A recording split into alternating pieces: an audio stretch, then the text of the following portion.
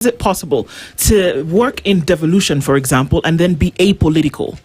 Because oftentimes we'll keep saying, oh, the politics of the day matter.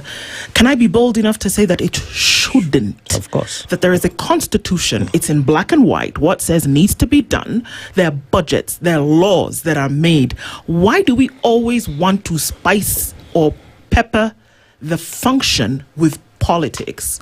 Can we just, there's room for the politics, which we've seen very clearly happening. But when it comes to bread and butter issues, when it comes to brick and mortar, when it comes to infrastructure, why do we always have to have the crutch of, well, it's political and I have to do what, the puppet master says? It smacks of an immature dispensation. When can we actually do that, do you think? I think that's one of the things I'll give it to the late Honorable Raila's view was. Baba had this point that for effective governance to happen, all arms and articles of Constitution have to be respected. They have to be given space to thrive. Baba's view was very clear. He said, look, counties are not here to simply exist. They have to be empowered. They have to thrive. And to that effect, immediately actually after this Kenya Kwanza government took over, you remember there was the NADCO thing, because Kenyans were up in arms and said, look, the cost of rising is unsustainably high. So sit down, Kalonzo Musyoka, Kimani Ichung'wah, sit down and come up with views in which we can propose to government to improve this. One of the key themes that even now is in the 10-point agenda was strengthening and protecting devolution. It has always been there. Baba has always talked about this. Even during BBI's time, he said, look, if we're going to improve lives of people, we have to protect, actually, and respect what devolution stands for. He was very clear that this goes all the way down to communities. Now, Kevin is talking about goodwill, and this is what we're talking about.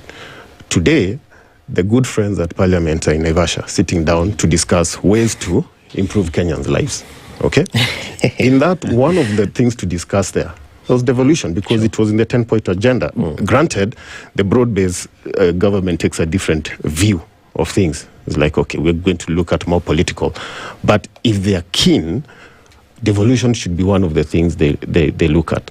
Now, if you drill down to specifics, they'll tell you, look, we've even done what Raila's recommendation was in NADCO, at the very least give counties 20% of the revenue. But you're giving them 20% of old revenue. So you're basically just hoodwinking or basically gaslighting Kenyans that we are doing this, but nobody has the goodwill. I actually think the way forward with this is to tie some of parliamentary functions, like the PSC, to the same revenue. They said, look, if you're going to do a budget on your items, we are going to follow the same formula. We look at your last audited revenues, and that's where you're going to get. I'm telling you, things will flow very quickly if you do something like that. But otherwise, you even have functions. It's the very same people who are holding the RMLF funds. In Kiambu here, we've only received 118 million out of a possible, I think, 700 billion, to do a function that is critical, access roads. There's a farmer there who wants to get their produce from their farm to the market. It is not begging. You've given them free fertilizer, you've given them free seedlings, but they can't get to the market. Fair, it's basics. Okay, let's take a break. I think it's necessary.